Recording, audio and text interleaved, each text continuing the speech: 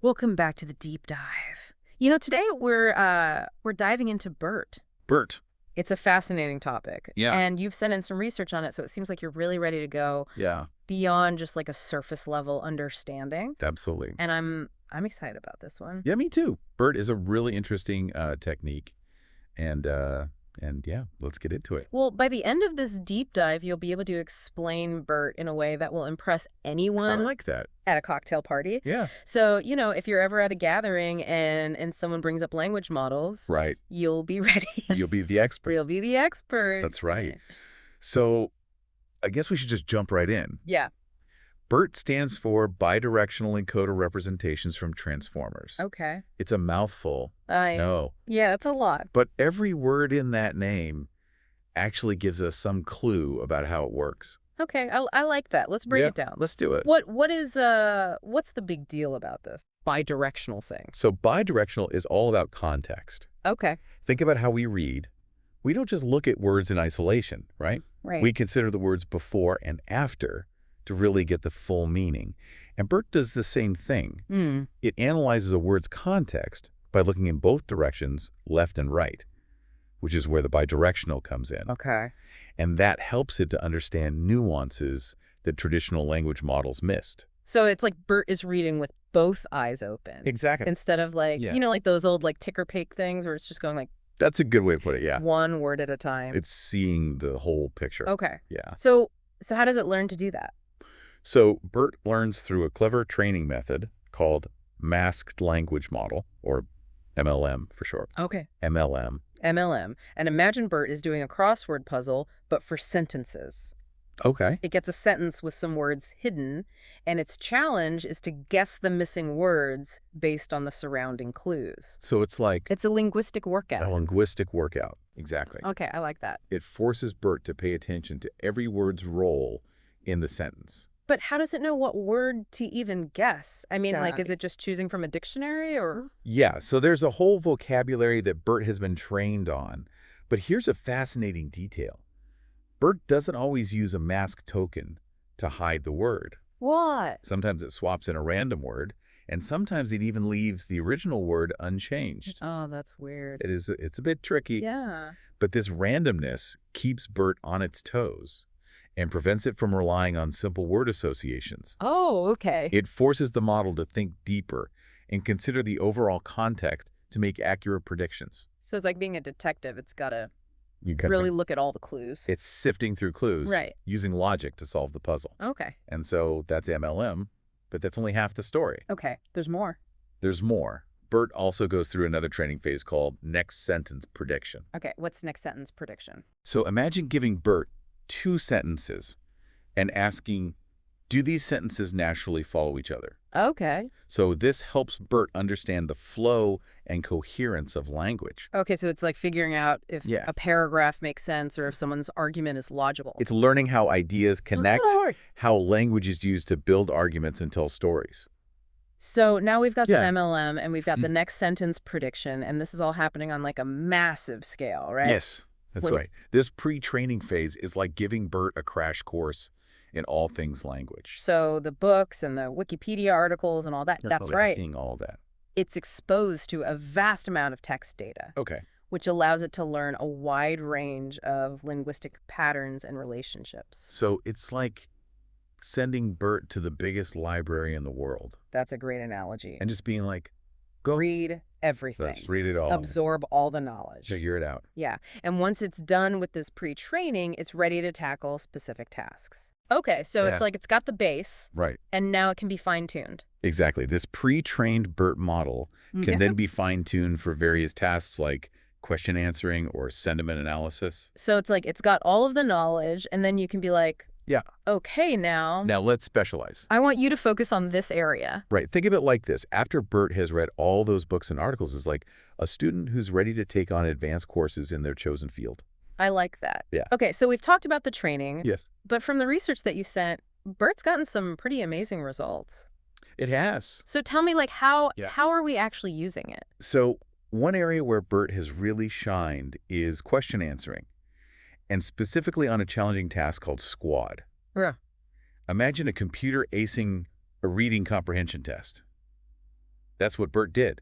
Wow. It analyzes a text passage and answers questions based on that information. So it's like it understands the meaning, Yes. but it can also pull out. It can extract specific information and answer those questions accurately. So what other types of tasks can Right. it handle? It's also proven to be incredibly good at natural language inference. Okay. This involves understanding the relationships between sentences, like figuring out if one sentence implies another contradicts it or is neutral.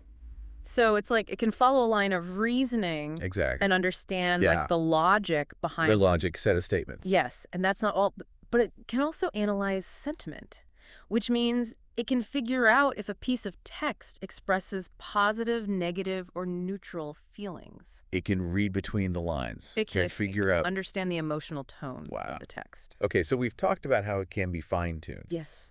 Are there different BERTs? That's a great question. Like, if there's BERT 1, BERT 2, or Right. what's going on? It's not just about the training data, it's also about the size of the model itself. Oh, interesting. Research has shown that when it comes to BERT, size does matter.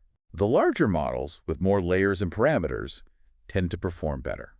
So it's like the more brain power, Exactly. the better it can. The better it can handle these complex language tasks. Okay, so there's big BERT, Yeah, little BERT. there are different sizes. Okay. Now, there's one more key concept I want to introduce you to, Okay. and that is the idea of using BERT in a feature-based approach rather than just fine-tuning it for a specific task. Okay. I'm intrigued. Yeah. What is that? So instead of training the entire BERT model for a specific task, Yeah. we can use it as a powerful tool to extract meaningful features from text. These features can then be used as input for other models, even those designed for completely different purposes. Okay, so it's like using BERT as a language expert to yeah. go and be like, okay, Exactly. here's the important stuff, and then give that to That's a great way to put it. something else. Yeah, it's like having a master chef prepare all the ingredients, and then other cooks can use those ingredients to create a variety of dishes. It's like having a master chef prepare all the ingredients, and then other cooks can use those ingredients to create a variety of dishes. I love that analogy. So give me an example. Like how is this feature-based approach being used? Well, one area where it's proven to be quite effective is named entity recognition, or NER for short. NER. NER. I've heard of that. Yeah, where we try to identify and classify important entities in texts. Yeah, so like people, organizations, places, locations, no. dates, and so on. Yeah, so it's like giving a computer the ability to understand who's who Exactly. and what's what in a news article. Or In a news article, Yeah. social media post. Right. And in a study on the Connell 2003 NER task, Okay. researchers found that using BERT's pre-trained layers as features for a separate model achieved near state-of-the-art performance. Wow. Okay, so they're taking those layers from BERT. Those top layers of BERT, which are already packed with linguistic knowledge, Right. and feeding them into another model, That's designed to do that specific task. specifically designed for NER. That's the gist of it. Okay. And the results were remarkable. Wow. So it really shows that it's It highlights BERT's versatility. right. It can. It's not just a standalone model, but a powerful engine for understanding language Okay. that can be integrated into various systems. Yeah, and this is making me think about like all of the ways that it could be used. Right. I mean, Possibilities are vast. like could we analyze customer reviews with this? Absolutely. Oh. Think about how BERT could be used to analyze customer reviews, Okay. understand social media trends, Social media trends. or even personalize educational content. So many different applications. So many different applications. Wow. Okay, this is pretty amazing. Yeah, it's exciting stuff. So if I was trying to explain this to someone Someone at a dinner party, at a dinner party, what are the key takeaways? what should I focus on? Yeah, it's a great question. Yeah. I would say the most important thing to highlight is BERT's deep bidirectional training. Oh. This is what allows it to understand the context of words in a way that traditional language models simply couldn't. So it's seeing the whole picture. It's reading with both eyes open. Yeah. And that's what sets it apart. Okay. And this deep understanding of context is what enables BERT to achieve such impressive results on a variety of tasks, from question answering to sentiment analysis and even named entity recognition. So it's all about context. It is. Okay. That's the key. This has been incredible. I Yeah. feel like I've learned so much I'm glad to hear it. about language and how computers are like It's fascinating It's stuff. starting to understand it, Yeah, but let's be honest, right. it's a lot to take in. It is, Yeah. and BERT is not a perfect solution. Right, like, is it the be-all, end-all, or, well, while BERT excels at many tasks, it can sometimes struggle with those that require a deeper understanding of common sense or reasoning about the world. Okay. For example, it might not be able to understand the humor in a joke or the sarcasm in a comment. So it's like Yeah, it could ace like a grammar test, that's a great way to put it, but like a riddle. but might struggle with a riddle. Oh, Yeah, BERT is a powerful tool, but it's still under development. okay. Researchers are constantly working on improving its capabilities and addressing its limitations. So it's like any new Yeah. technology, It's always evolving. there's always room There's always room for for improvement. improvement. And language is incredibly complex. Even we humans sometimes struggle with its nuances. Right. Yeah. So it's no surprise that computers are still catching up. Okay, so Yeah. if our listener out there is like, wow, this is amazing, but it's a lot, Yeah. what is the one thing they should remember about BERT? It's all about context. That Oh. ability to understand context, to see the bigger picture in language. That's what makes BERT so powerful and versatile, and it's what enables it to achieve such impressive results on a wide range of tasks, from question answering to sentiment analysis, and even things like generating different creative text formats like poems, code scripts, musical pieces, email letters, etc. Yeah, it's pretty incredible to think about like all of the things that this can do and how Yeah. far we've come. Yeah. I mean, remember those like old clunky chatbots that you used to have to like, Look here. like go through like a phone tree almost to Yeah. get them to do anything? BERT feels like It feels like a giant leap forward. a giant leap It forward. really does. And the pace of innovation in this field is only accelerating. BERT itself is constantly being refined and improved upon, and new language models are emerging all the time, each building on the successes of its predecessors. Yeah, it's a really exciting field to be following, that's for sure. So for our listener out there who's like, okay, I get it, BERT is amazing. Right. I want to learn more. What should they do?